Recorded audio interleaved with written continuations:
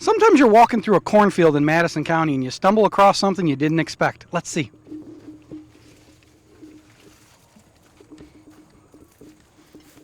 So we're standing in northern Madison County. We're not going to say where, but in a special spot where there's an archaeological dig actively being done, where they're going to tell us all about these things they're finding from the Paleo-Indian era. Let's see what they got. Unprecedented site or grouping of sites. So it's something Madison County can be real proud of. Yeah. Mike, how did you get involved in archaeology? Where did your interest come from? Well, when I was 12 years old, I was in the Boy Scouts in Auburn, and we went camping on a place called Frontenac Island. A bunch of the boys wanted to go fishing, and my dad said, well, go ahead, go fishing, but you're going to have to dig worms. Well, they came back and they said, we can't find any worms, but they had hands full of arrowheads. And so from that time, Dad and I were hooked. How did you kind of stumble across where we are right now? My wife used to drive school bus, and she saw the plowed fields here. So I came over and walked in the fields and found evidence of early sites and flint chips and some artifacts, and I knew that we had found a site. And then when I started to find a particular type of tool called a uniface tool, I knew we weren't in Kansas anymore, that it was very old. It was what they call paleo. We're here with folks from the New York State Museum and volunteers. How did that all start, and how did they get involved? After we realized that we had a very special site here, a grouping of sites, we contacted John and his team, and John was able to identify the culture as a culture called Crowfield, which is a very rare Paleo-Indian, one of the rarest of the Paleo-Indian sites, cultures. John, tell us why this spot is unique compared to some of the other spots around the state. Well, what we have here is an archaeological site of some of the earliest Native Americans to live in New York. We think this site dates to about 12,000 to 11,500 years ago, so right at the end of the Ice Age. What are we learning from this site? We are learning about how these people are living at this landscape. We actually have two sites of the same age just to the north and just to the south that Mike Beardsley and Mark Clymer found. And that's unusual in itself. We're focused here on this site because there's no later artifacts from later Native American occupations, so we can get a clearer sense of what people are doing here. This is a small camp of Native American Ice Age hunters and gatherers, and they're living here. They're making stone tools, they're making weapons for hunting, and they're making tools for processing material from the hunt. There's a broader picture that's emerging of these earliest peoples that archaeologists call Paleo-Indians, where they're getting the stone for their tools probably in the Mohawk Valley, that's based on the geology of the region, and they're seasonally coming up here perhaps in the warmer months of the year and spending time around Oneida Lake. What are they following?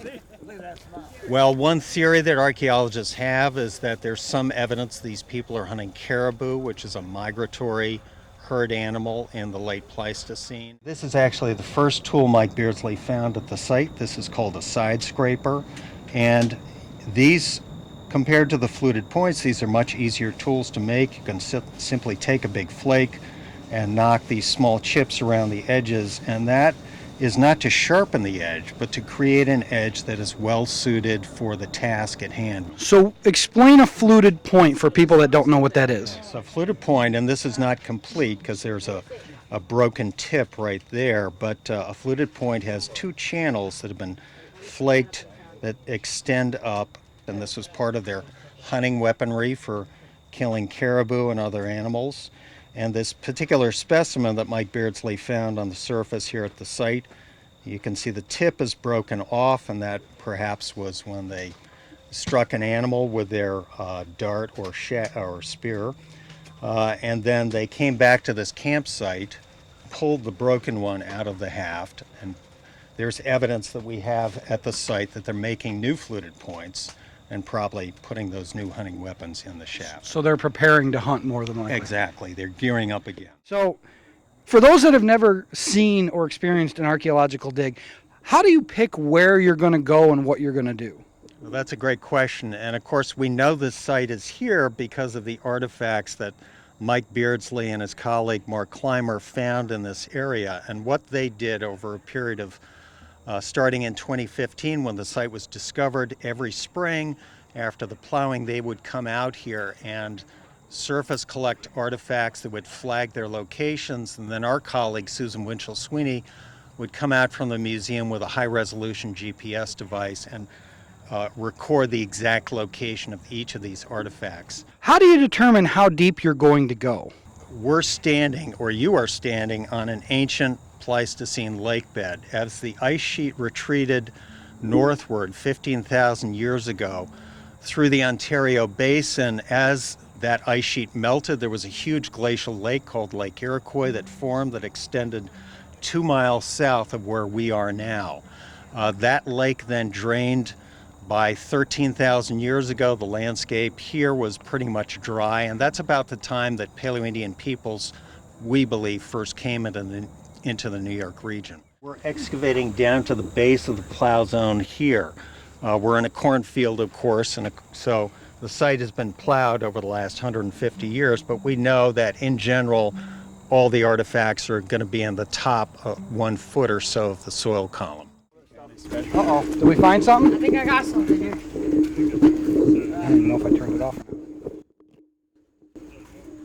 Good job. So this is Jack, our youngest. This is Jack, our youngest volunteer, and he's here today helping us out, and he's already found his second artifact of the day. So you've dug a few spots here. You have one spot here that seems to be a little deeper. What did you find here? Yeah, this was a big surprise for us because at this location, once we got below that brown plow zone, we got into the subsoil and we kept finding artifacts. We found over 300 artifacts in this one location. All right, currently I'm trying to clean up the walls of this feature so that we can see what the soil deposition looks like on the way down. Typically in a feature, it's not just one deposition, so they just didn't fill it in one go. Usually there's several different depositions that happen over the years. So if you clean off the wall and you see all those little depressions, you can kind of get an idea of the time frame it took for the feature to be filled back in again. So are you as low as you're going to go? Yeah, we actually just hit the bottom this morning. We thought we were at the bottom when we stopped before, but our soil scientists came out and told us, no, you're not. So we had to go down another about 30 centimeters or so a little bit over a foot. And we finally found the sandy soil at the bottom, so everybody rejoiced. The dynamic nature of the landscape changes that took place in really pretty short periods of time just before people came into the region. So 14,000 years ago, that ice sheet is retreating north out of the Ontario Basin. You have a gigantic lake forming in the region. And 13,000 years ago, just before people come into the region, or about that time, that lake has drained away and we have this open, unvegetated landscape that's a former lake bed that we're standing on today. A little bit before it was Madison County. That's right. That's right. But it's something that It's most here of us forever. don't think about today, but it's that prehistory is here. And that's amazing. That we're kind of the cradle of, well, we're part of where it started. Yeah, that's right. That's right. And this cluster of sites, especially 3 crowfield sites within this close proximity, is totally unprecedented. It doesn't exist anywhere but here in Madison County.